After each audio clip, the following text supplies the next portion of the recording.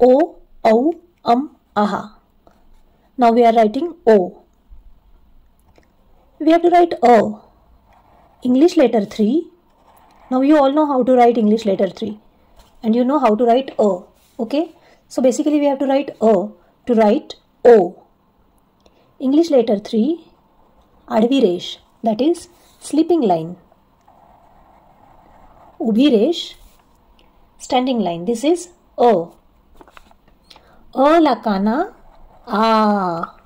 This is A. A lakana. Now to any alphabet when you write extra standing line, that gives you A sound. This is A. कपडे आणि आच्या डोक्यावर means on the head. We will write tirpi resh. Tirpi resh means standing line, slanting line. This is O. How you will write here generally? English letter 3, advi resh, ubhi resh, A lakana, A. आणि आच्या डोक्यावर तिरपी रेष O. हा झाला O. औ. How you will write औ? First we will write A. How you write A? English letter 3, आडवी रेष, उभी रेष O. कपडे A lakana, A. आणि आच्या डोक्यावर, that means on the head of the A, you will write दोन तिरप्या रेषा, 2 slanting lines. 1, 2. औ. This is औ.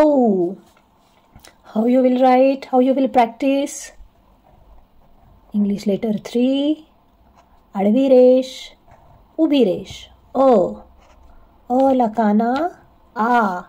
आणि आच्या डोक्यावर 2 तिरप्या रेषा, 2 slanting lines. औ. How you write To write we have to write A. How you write A? English letter 3. Now say with me. English letter 3.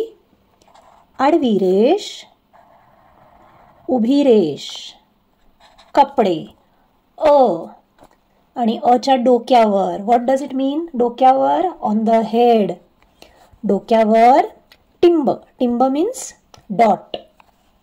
1 dot. This is called How you will practice? English letter 3, आडवी रेष, उभी रेष, कपडे अच्या डोक्यावर टिंब. Now the last alphabet of swar. What is our last swar? Aha. We have to write A. How you write A? English letter 3, आडवी रेष, उभी रेष, कपडे आणि अच्या बाजूला. बाजूला means next to. Next to A we will make दोन टिंब, 2 टिंब. Like this. This is aha. How you will write aha? English letter 3, आडवी रेष, उभी रेष, कपडे आणि अच्या बाजूला, that means next to A, 2 टिंब, 2 टिंब. Aha.